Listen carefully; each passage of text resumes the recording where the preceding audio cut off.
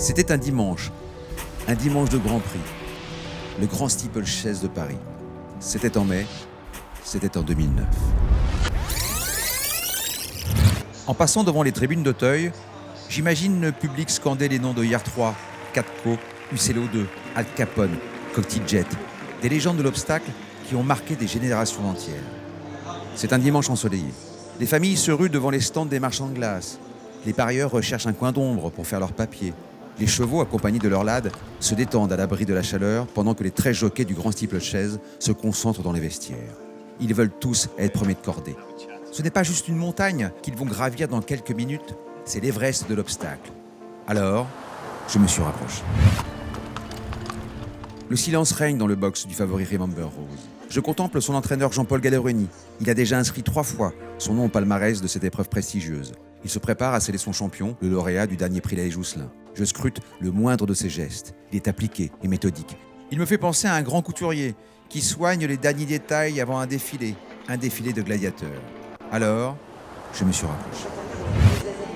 Quand les jockeys arrivent dans le rond de présentation, j'ai conscience que ce seront les héros d'une odyssée extraordinaire. L'espoir de la discipline, David Cotin, grand par la taille, mais surtout par le talent. Jacques Ricou, la force tranquille. Il a déjà épinglé 4 cravaches d'or. C'est l'éternel rival de Christophe Pieux, l'homme aux 15 titres suprêmes. Jacques a un physique de jeune premier. Christophe est cabossé. Son visage et son corps témoignent des nombreuses chutes qui ont émaillé sa carrière. Avant le combat, les 2 boxeurs sont dans les coins du ring. Jean-Paul Gallerini donne des ordres à Christophe Pieux. Il parle avec les mains, fait son show. Christophe est impassible. Il écoute. Dans le clan d'Arnaud Chaillet, l'entraîneur de Mick Dancer et Sir Light, c'est le jour et la nuit. Ces silences ont plus de poids que les mots. Jacques Ricou n'a pas besoin d'entendre de longs discours. Il y a 3 semaines, avec Mick Dancer, il a déjà mis KO Remember Rose.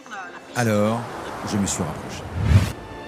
Devant moi défilent les 13 prétendants à la course de l'extrême. C'est le sommet de l'endurance, un marathon de 5800 mètres jonché de 23 obstacles. Chaque saut est un exploit. Au lâcher des élastiques, j'applaudis ces acteurs qui vont jouer leur carrière en 7 minutes. Et c'est parti. 7 minutes de bruit et de fureur.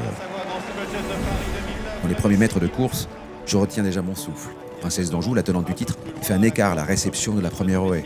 Mademoiselle est capricieuse. Remember Rose, d'un calme olympien et dans son sillage, suivi de près par Mick Dancer. C'est un round d'observation. Le peloton se dirige désormais devant la rivière des tribunes. Les favoris sautent comme des félins.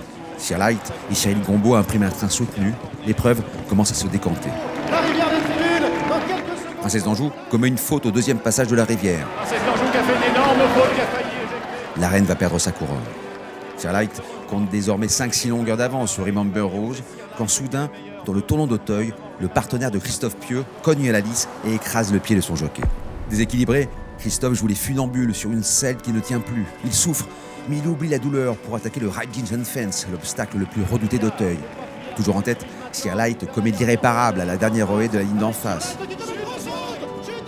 Comme si c'était écrit, le duel entre Mick Dancer et Remember Rose va bien avoir lieu pour un dernier round d'anthologie. Les 2 champions sautent dans la même foulée l'ultime obstacle.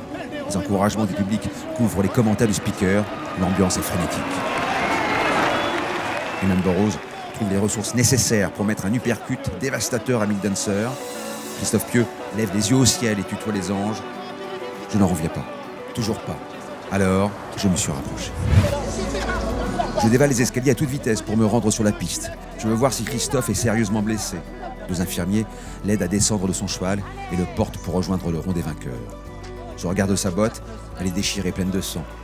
Il souffre d'un orteil cassé et d'un tendon sectionné. Accueilli comme une idole sous une salve d'applaudissements, il a réussi l'impossible, l'impensable. Un exploit qui inscrira à tout jamais son nom dans le panthéon des courses. Quand le rond se vide, j'apprends que Christophe passe des examens à l'hôpital. Je trinque à sa santé, à la santé d'un héros, à la santé d'une légende. Je suis déjà nostalgique. Tout est passé si vite, trop vite. C'était un beau dimanche, un jour de Grand Prix.